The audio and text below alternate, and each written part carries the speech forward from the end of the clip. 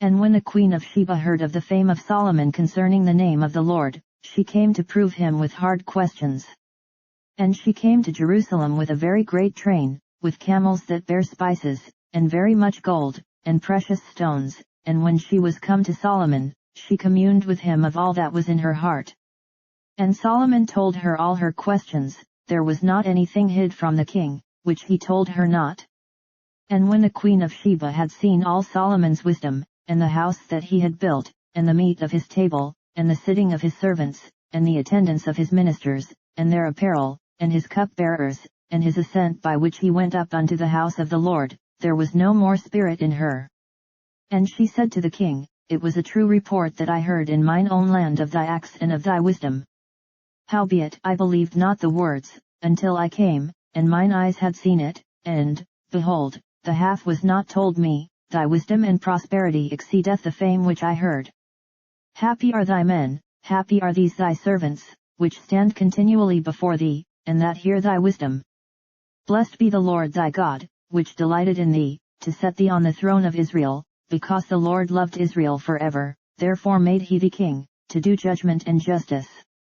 And she gave the king 120 talents of gold, and of spices very great store, and precious stones. There came no more such abundance of spices as these which the queen of Sheba gave to King Solomon. And the navy also of Hiram, that brought gold from Ophir, brought in from Ophir great plenty of almug trees, and precious stones. And the king made of the almug trees pillars for the house of the Lord, and for the king's house, harps also and psalteries for singers. There came no such almug trees, nor were seen unto this day. And King Solomon gave unto the queen of Sheba all her desire, whatsoever she asked, beside that which Solomon gave her of his royal bounty. So she turned and went to her own country, she and her servants. Now the weight of gold that came to Solomon in 1 year was 666 talents of gold, beside that he had of the merchantmen, and of the traffic of the spice merchants, and of all the kings of Arabia, and of the governors of the country. And King Solomon made 200 targets of beaten gold, 600 shekels of gold went to one target. And he made 300 shields of beaten gold, 3 pound of gold went to one shield, and the king put them in the house of the forest of Lebanon. Moreover, the king made a great throne of ivory, and overlaid it with the best gold. The throne had 6 steps, and the top of the throne was round behind, and there were stays on either side on the place of the seat, and 2 lions stood beside the stays. And 12 lions stood there on the one side and on the other upon the 6 steps, there was not the like made in any kingdom. And all King Solomon's drinking vessels were of gold, and all the vessels of the house of the forest of Lebanon were of pure gold, none were of silver, it was nothing accounted of in the days of Solomon.